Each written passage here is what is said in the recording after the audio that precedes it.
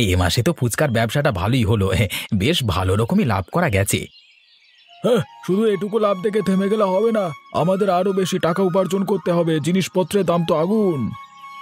আমাদের খেজুর গাছগুলো থেকে ভালো টাকা ইনকাম হয়েছে। হ্যাঁ, আরে শীত তোই পড়েছে, এবার তো খেজুর গাছ থেকে খেজুর হবে, খেজুরের রস হবে, তবেই তো ইনকাম। এখন তেমন হয় নাই। আচ্ছা ঠিক আছে। আমরা দুই ভাই মিলেমিশে থাকি বলে এত ভালোভাবে রোজগার হয়। যারা দুই ভাই ঝগড়া ঝামেলা করে তারা এতটা উপার্জন করতেই পারবে না। একার পক্ষে ব্যবসা করা সম্ভব নয়। আরে পেছনে কেউ না থাকলে অসম্ভব ব্যাপার। এ মাসের মোড়ল মশাইয়ের কাছে যা ধার বাকি আছে সব মিটিয়ে দিবি। একটা টাকাও ধার রাখবি না। লোকটার বড্ড বড় বড় কথা। ওকে কে মোড়ল করেছে বলতো? সাধারণ মানুষের কথা একটুও ভাবে না, কি করে ও লাভ হবে সেটাই ভাবে। আবার কিছু বলাও যাবে না। প্রতিবাদ করতে গেলেই শাস্তি। তার থেকে যেমন চলছে চলুক। তা বৌদি কোথায় আছে রে? ফুচকাগুলো বেলে দিতে হবে তো। ভেতরে কাজ করছে মনে হয়, দেখায় না একটু উঠে গিয়ে। আচ্ছা, তাহলে এ মাসের হিসেব নিকেশ হয়ে গেল। হ্যাঁ, আমি উঠলাম।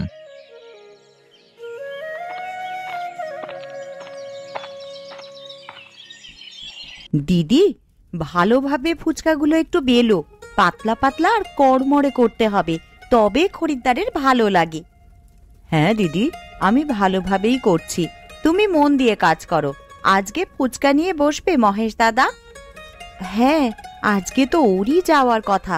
এবার দুই ভাইয়ের মধ্যে কি কথা হয়েছে জানি না, যা হোক একজন যাবে এখন। আরে বাহ, তোমরা কাজ শুরু করে দিয়েছো দেখছি। আমি ভাবলাম বলতে হবে, তাই এখানে এলাম। তোমাকে বলতে হবে না আর ঠাকুরপো, আমরা আমাদের কাজ খুব ভালোভাবেই জেনে গেছি। কখন কি করতে হবে সবই জানি। আচ্ছা, তাহলে তোমরা তোমাদের কাজ করে নাও। আজকে কত পিস মতো ফুচকা বেলেছো? প্রত্যেক দিনের মতন আজকেও একই, ওই 1000 পিস। কম করলে তো হবে না, খরিদ্দারদের দিয়ে কুলাতে পারবে না। এখন আমাদের ফুচকার যা চাহিদা। এখন বাজারে শুধু আমরাই ফুচকা বিক্রি করি, অন্য কেউ নেই, বুঝলে? কারোর সাথে প্রতিযোগিতা নেই, তাই জন্যই তো। না হলে তুমি যেত একদিক থেকে ভালো। হ্যাঁ, আমাদের পরিবারের জন্য একদিক থেকে খুব ভালো। না বললে হবে না, আমাদের ফুচকার গুণগত মান অনেক ভালো, মানুষ খেতে বাধ্য। আমাদের ফুচকার আলুটা বেশ ভালোভাবে মাখা হয়, তাই জন্যই তো আরো চাহিদা। আশপাশের গ্রামের লোকও আমাদের ফুচকা খেতে আসে। এই গ্রামের বাজারের ফুচকা খুব জনপ্রিয়। থাক থাক দিদি, অত প্রশংসা করো না, আবার বেচাকেনা বন্ধ হয়ে যেতে পারে। আরে ওসব বাজে কথা। ঠিক আছে, তোমরা কাজ করে নাও, আমি যাচ্ছি এখন।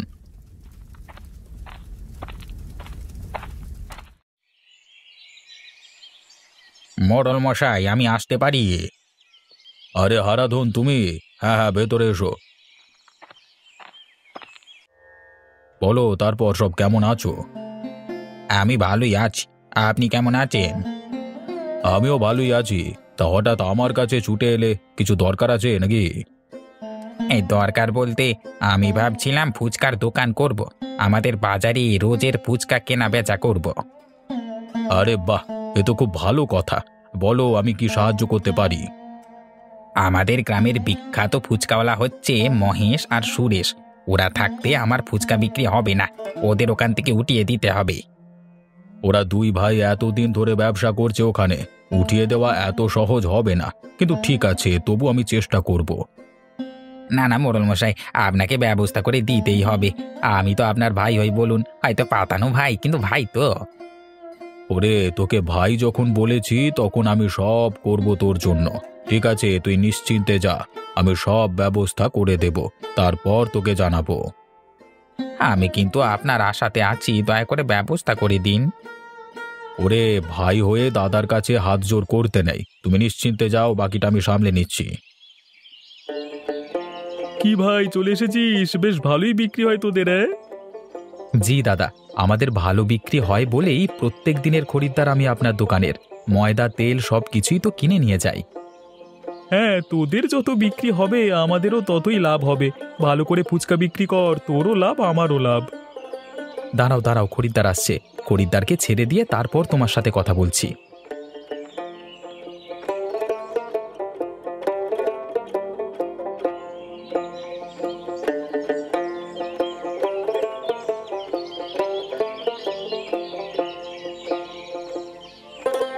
সবাই তোদের ভালোই প্রশংসা করে। হ্যাঁ, ভালো জিনিস খাওয়ালে কেনই বা প্রশংসা করবে না? ফুচকা বানানোর মতো কষ্টের জিনিস আর কিছু নেই গো। প্রত্যেকটি ময়দার ডালাকে ভালোভাবে বেলতে হবে, না হলে আবার ফুলবে না। রোদ্রে শুকুর দিতে হবে, তারপরেই তো ফুচকা তৈরি হবে।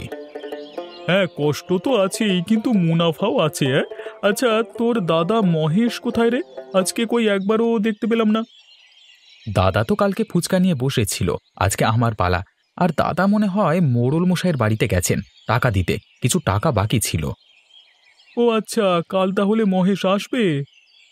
কালকে তো দাদারই আসবার কথা, সব ঠিকঠাক থাকলে দাদাই আসবে। আচ্ছা, তুই বেচা কেনা কর, আমি একটু বাইরে থেকে ঘুরে আসি। হ্যাঁ, অনেকক্ষণ থেকে দোকানে বসে আছি, দোকানটা একটু লক্ষ্য দিস তো। আচ্ছা, তুমি নিশ্চিন্তে যাও, দোকানের আমি খেয়াল রাখবো।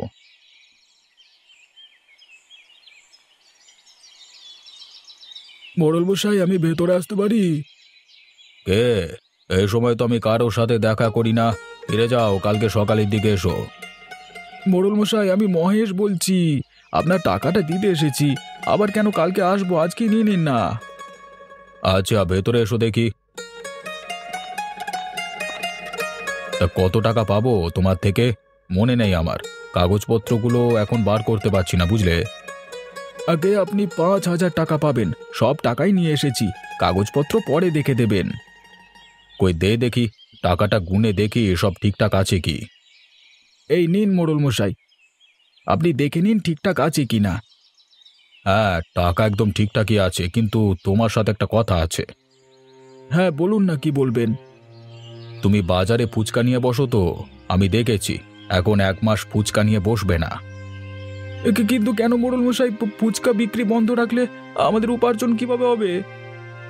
যেটা বলেছি সেটা করবে, বেশি কথা বলতে এসো না। কিছু দরকার আছে তাই বলেছি নিশ্চয়ই, না হলে আর বলতাম না। মাফ করবেন জমিদার মশাই, আমি আপনার মুখে মুখে কথা বলে ফেলেছি। ঠিক আছে, আমরা 1 মাস ফুচকা বিক্রি করব না। হ্যাঁ, আমিও সেটা বলছিলাম। ঠিক আছে, এখন আসতে পারো, দরকার হলে তোমাকে ডেকে নেব। আচ্ছা মোড়ল মশাই, ঠিক আছে, আমি আসছি। সারাদিন অনেক খাটাখাটির পর এই বিকেল বেলা থেকে একটু স্বস্তি পাই। হ্যাঁ দিদি, তুমি ঠিকই বলেছ, বসে বসে 1000 পিস ফুচকা বেলা মুখের কথা নয়, কোমরে এত যন্ত্রণা হয়। সবাই ভাবে ফুচকা বিক্রি করলে কত লাভ, লাভ না ছাই, যা খাটাখাটনি করতে হয় এর পেছনে, লাভ আর কোথায় হলো? কিছু কি আর করার আছে বলো? সংসার চালানোর জন্য কিছু একটা করে তো খেতে হবে। কিছুদিন পর বাড়িতে আরো নতুন নতুন সদস্য আসবে, কিছু একটা জায়গায় গিয়ে তো পৌঁছাতে হবে। নতুন সদস্য আসবে মানে তাহলে কি আমি কাকিমা হব?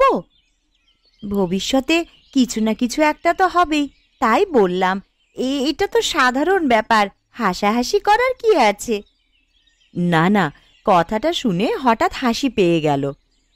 হাসার কিছুই নেই, একদিন তোমারও সন্তান হবে, আমারও সন্তান হবে, এটাই তো সাধারণ ব্যাপার। আচ্ছা ঠিক আছে ঠিক আছে, এখন চুপ করো, আমার লজ্জা লাগছে। ওরে বাবা রে, আমার লজ্জাবতী লতা, ঘরেতে দেয় নেতা আর বর্ষায় ধরে ছাতা। হে, কি কবিতা বলছো গো দিদি? যা তা একটা বলে দিলেই হলো নাকি? কি আর করব, কিছু একটা বলে তো ছন্দ মেলাতে হবে, তাই বলে দিলাম। তা বলে এই সব?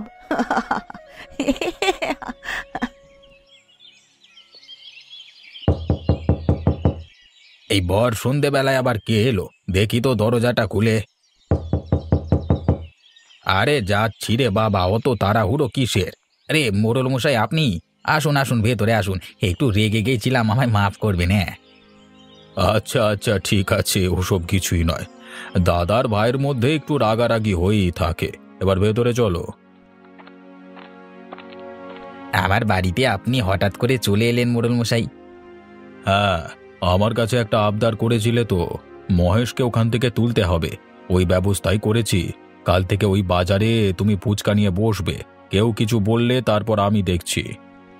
হ্যাঁ মোড়ল মশাই, আপনি কাজটি করে দিয়েছেন, খুব উপকার হলো আমার।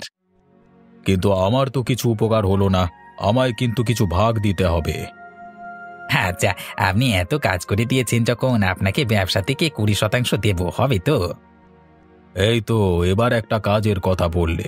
ঠিক আছে, চলে যাবে। তাহলে আমি তোমার কাজ করে দিলাম, আর কিছু বলতে আসবে না এখন। না না, আর কিছু বলবো না। আর সময় মতো আপনি টাকাটা পেয়ে যাবেন। যা লাভ হবে তা থেকে 20% আপনার বাড়িতে যাবে। এই তো বুঝে গেছো দেখছি। এরকম ভাবেই ব্যবসা করো। আমার হাত সব সময় তোমার মাথায় আছে। যাই এখন, কেমন?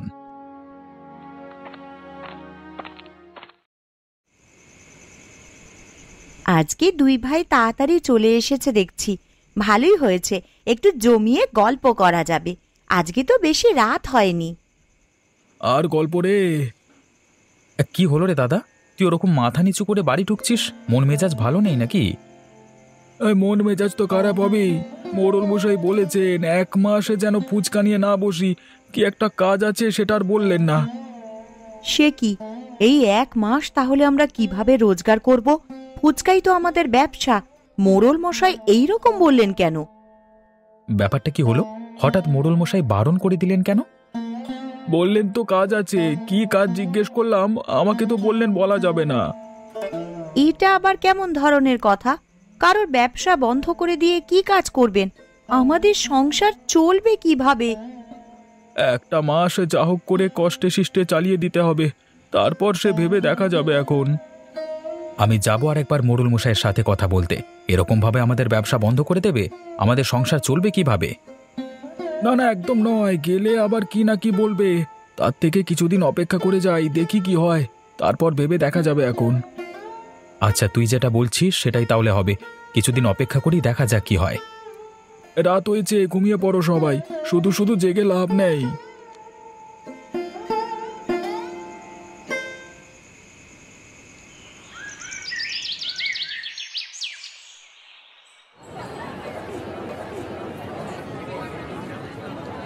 ফুচকা খেয়ে যান, ফুচকা খেয়ে যান। অল্প দামে ভালো ফুচকা, নতুন পদ্ধতিতে তৈরি করা ফুচকা। একবার খেলে আর ভুলতে পারবেন নিকো। কি হলো? এখানে তো মহেশ দাদা, সুরেশ দাদা ফুচকা নিয়ে বসতো। এই লোকটা আবার কি? কি হলো গো? ওইভাবে অবাক হয়ে কি দেখছো বাইরের দিকে? ওই দেখো না, ওখানে একটা লোক ফুচকা নিয়ে বসেছে। ওখানে তো মহেশ আর সুরেশ দাদা ফুচকা বিক্রি করে। হ্যাঁ তাই তো, ওখানে হারাধন ফুচকা নিয়ে বসেছে কেন? এটা তো ঠিক না। বলছি, ও হারাধন ভাই, তুমি এখানে ফুচকা নিয়ে বসেছো কেন? এখানটায় তো সুরেশ আর মহেশ বসে। এখন থেকে আমি এখানে ফুচকা নিয়ে বসবো, ওরা বসবে না। এখানটা এখন আমার।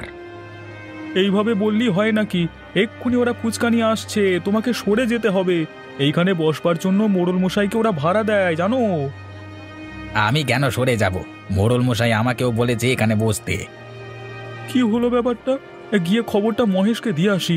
ও মনে হয় এসব কিছুই জানে না। তাড়াতাড়ি পা চালিয়ে যাই। মনে হচ্ছে এই হারাধন ওদের জায়গা দখল করতে চাইছে। বেটা মহা ধন্যবাদ।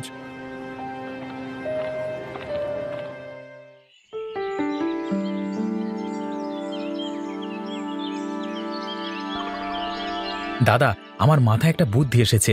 একবার চেষ্টা করে দেখলে ভালো হতো। কালকে রাতে আমি যেটা বলছিলাম ওটা বলবে নাকি? হ্যাঁ গো, ওটাই বলবো। দেখি না কি বলে দাদা। হ্যাঁ, কি বলবি বল না, চুপ করে গেলি কেন? বলছি, শীতকাল তো পড়েছে, খেজুর রসের ফুচকা বিক্রি করলে কেমন হয়? নতুনত্ব কিছু। মানুষ হয়তো কোনোদিন এরকম ফুচকা খায়নি। হ্যাঁ, বুদ্ধিটা আমার বেশ ভালো লেগেছে। এই ধরনের নতুনত্ব জিনিস বাজারে নিয়ে গেলে বেশ ভালো বিক্রি হবে, আবার ভালো দামেও বিক্রি হবে। কি রে, একবার চেষ্টা করে দেখবি নাকি? তেঁতুল জলের জায়গায় খেজুর রস দিয়ে দেব। আচ্ছা ঠিক আছে, এখন তো আর বিক্রি করতে পারবো না। পরের মাস থেকে এখন বিক্রি করব খেজুর রসের ফুচকা, কেমন? সত্যি কথা বলতে এই বুদ্ধিটা আমার স্ত্রী সুলেখার। আমি শুধু বললাম, হ্যাঁ, বুদ্ধিটা বেশ ভালোই, তাই না? দিদি, তোমার বুদ্ধি আমার খুব পছন্দ হয়েছে। যদি ভালো রকম লাভ করা যায় তাহলে এই শীতে কোথাও একদিন বেড়াতে যাব সবাই মিলে। আর বেড়াতে যাওয়া? এই 1 মাস কি করে সংসার চলবে সেটা নিয়ে আমরা চিন্তিত। বেড়াতে পরে যাওয়া হবে বৌদি, এই বছরটা ছেড়েই দাও। হ্যাঁ গো কিন্নি, ভাই ঠিকই বলেছে। মন খারাপ করো না, কিন্তু কিছু করবার নেই গো। জিনিসপত্রের যা দাম, তাতে এই মাসটা কিভাবে কাটাবো সেটা নিয়ে চিন্তিত আমরা। আরে না না, মন খারাপ করব কেন? এই বছর না হলে পরের বছর যাব। এখন মন খারাপের কিছুই নেই, সবসময় পরিস্থিতিটা দেখতে হবে।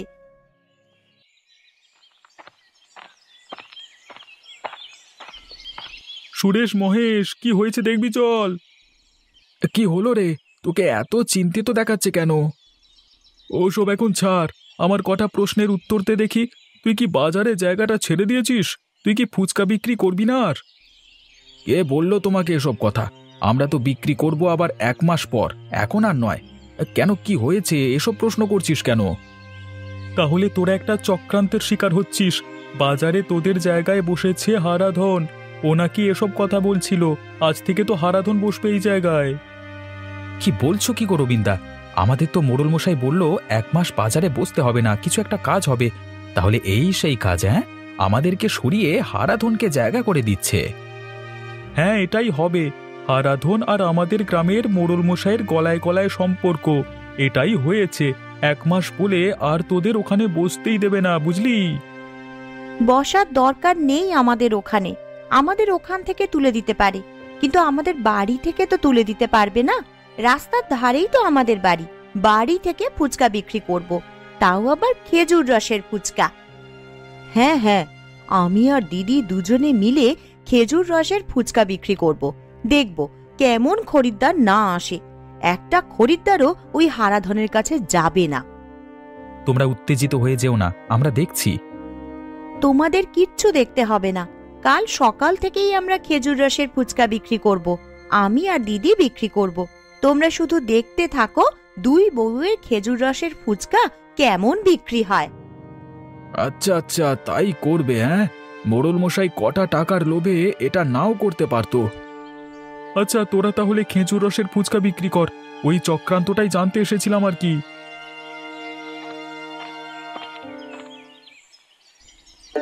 দিদি, আমার খেজুর রসের ফুচকার চিন্তা ভাবনাটা বেশ ভালোই সফলতা পেল। খরিদ্দাররা বেশ পছন্দ করছে এই ফুচকা খেতে। হ্যাঁ, দেখছি তো সেটাই। সাধারণ ফুচকা কেউ খাচ্ছেই না, সবাই এই খেজুর রসের ফুচকাই খাচ্ছে। এখন আর বাইরে থেকে কিছু কিনতেই হচ্ছে না, শুধু ওই মুদিখানা। খেজুর গাছ আমাদের চাষের, ওখান থেকেই রস হয়ে যাচ্ছে। আমাদের দোকানে যা খরিদ্দার আসছে, এসব দেখে মনে হচ্ছে হারাধন চুপচাপ বসে আছে। একটা খরিদ্দারও তো যাবে না তাহলে। দেখাই যাক না কিছুদিন, ঠিক উঠে পড়বে ওখান থেকে, দেখ না। আমাদের ফুচকার একটা গুণগত মান আছে, নাম আছে। আমরা যেখানেই বসবো সেখানেই বিক্রি হবে, আমাদেরকে তুলে দিতে পারবে না কেউ। দাদা, মাঝে মাঝে মেয়েদের কথা শোনাও ভালো। দেখো কত সুন্দর সফলতা পেল এই চিন্তা ভাবনাটা। হ্যাঁ রে ভাই, মেয়েদের কথা শুনি না বলেই তোর বউ তোকে দিয়ে বলিয়েছে, তাই না? হ্যাঁ হ্যাঁ, ওই দেখ টাকা দিচ্ছে, টাকাটা নিয়ে নে। এটা কি হচ্ছে মহেশ? আমি তোমাকে কি বলেছিলাম 1 মাস ফুচকা বিক্রি করবে না? আমি তো কিছু ভুল কাজ করছি না মোড়ল মশাই। আপনি বাজারে বসতে বারণ করেছিলেন, বাজারে তো আমি বসিনি, আর গ্রামের কোনো অংশে আমি বসিনি। আমি আমার বাড়িতে দোকান করেছি। এখানে আপনার কিছুই বলবার নেই, আর থাকতেও পারে না। আমাদের বাড়িতে এসে লোকজন খেয়ে যাচ্ছে, গ্রামের কোনো অংশে আমরা বসিনি, তাই একটা টাকাও আমরা আপনাকে দেব না। মোড়ল মশাই, দেখলেন তো শেষ পর্যন্ত কি হলো? আমার ব্যবসায় উন্নতি হলো আর আপনার লোকসান হলো। বাজারে বসতাম, যদিও বা কিছু টাকা পেতেন, আপনি এখান থেকে সেটাও পাবেন না। আপনি তো শুধু নিজের স্বার্থটাই বোঝেন, এবার বুঝুন আপনি একটা স্বার্থপর লোক। হ্যাঁ ঠিকই তো, আমি একজন স্বার্থপর লোক। নিজের দিকটা দেখতে গিয়ে আমি একজনের ব্যবসা বন্ধ করে দিচ্ছিলাম। এটা তো আমার করণীয় নয়। আমি তো হলাম তোমাদের গ্রামের মোড়ল, সকলের ভালো চাওয়া আমার কর্তব্য, কিন্তু আমি সেটা পালন করতে পারছি না। মোড়ল মশাই, এসব কি ভাবছেন আপনি? ওদের ফুচকা বিক্রি করতে বারণ করুন।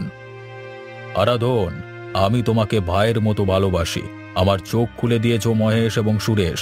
তোমায় আমি অন্য কিছু ব্যবসা দাঁড় করিয়ে দেব, কিন্তু এইভাবে কারোর ব্যবসা নষ্ট করে দিতে পারবো না আমি। এই কথাটা যে আপনি বুঝতে পেরেছেন, এটা সারা গ্রামের পক্ষে ভালো। হারাধন, তুমি দোকান করো না, কেউ তো বারণ করছে না, কিন্তু জিনিসটা এমন বানাতে হবে যাতে আমারটা ছেড়ে মানুষ তোমারটা খায়। গুণগত মান বানাতে হবে এরকমই। বুঝতে পেরেছি আমি। তোমরা খেজুর রসের ফুচকা বিক্রি করো, শুনলাম অনেক বিক্রি হচ্ছে। তা যদি বেঁচে থাকে আমাকে পাঠিও কিছু। হ্যাঁ, এই ব্যবহারের জন্য আমি ক্ষমা চাইছি তোমার কাছে। না না মোড়ল মশাই, আপনি আমাদের থেকে অনেক বড়। আপনি যে ভুলটা বুঝতে পেরেছেন এটাই অনেক। সকলকে নিয়ে চলতে শিখতে হবে আমাদের, একতাই বল। আমরা যেমন এক পরিবারে দুই ভাই আছি, আমাদেরও বল অনেক। হ্যাঁ, তোমরাই একটা বাস্তব উদাহরণ। মোড়ল মশাই, এই নিন, আপনিও খান খেজুর রসের ফুচকা।